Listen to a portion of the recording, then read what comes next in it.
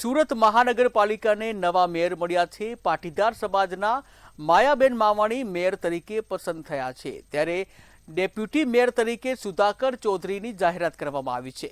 તો કમલમ ખાતેથી વિલંબથી નામો જાહેર થતા પાલિકામાં ઇતિહાસમાં પ્રથમ વખત વહીવટદારની અધ્યક્ષતામાં સામાન્ય સભા મળી હતી। બેન, જે હિસાબે તમને મેયર પદ આપવામાં આવ્યું છે, આખી શહેરમાં પહેલી વખત જે 3 વર્ષને જે પછી તમે મહિલા તરીકે કે મેયર તરીકે કરવામાં આવ્યું છે, શું કહેશો અને પાર્ટી તમને પ્રમુખ છે?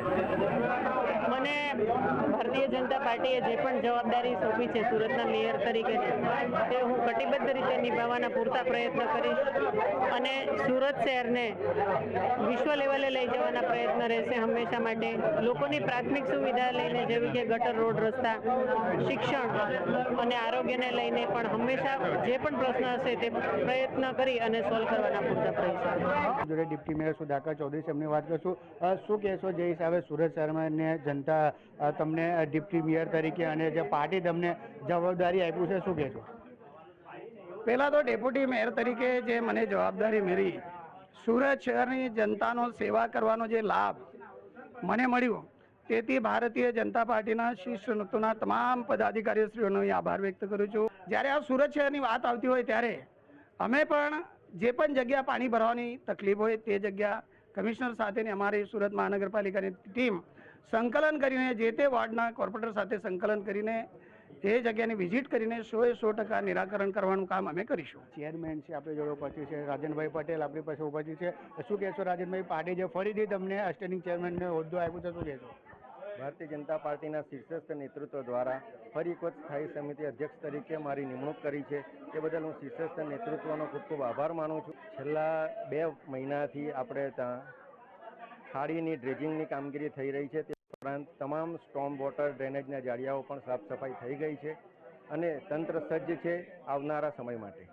ખાસ કરીને વાત કરીએ, આગળ કયું કામ બાકી રહી ગયું છે, આપણા ધ્યાનમાં છે જે કરવાનું છે?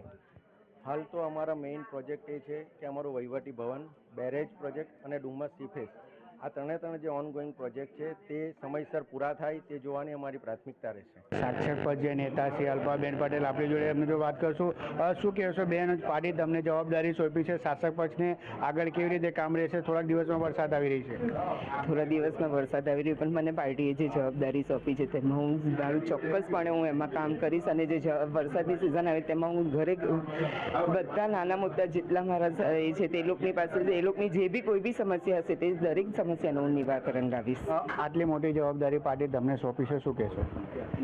પાર્ટીએ મારી પર વિશ્વાસ રાખીને જ મને કોઈ જવાબદારી સોંપી હશે, એમને કંઈ લાગ્યું હશે તો જ મને આ જવાબદારી આપી હશે અને એના માટે હું પાર્ટીનો ખૂબ ખૂબ આભાર માનું છું। વાગે બેન, શું કહેશો, તમને જે દંડક તરીકે એક પદ આપવામાં આવ્યું છે એક મહિલા તરીકે?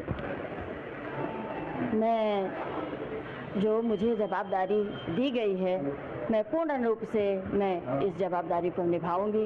पर अभी आगे जो बरसात आने वाली कुछ ही महीनों में, कुछ ही दिनों में, तो क्या कामकाज करोगे? पूरे शहर का मैं ध्यान रखूंगी, सबका जो काम बाकी होगा मैं पूर्ण करूंगी।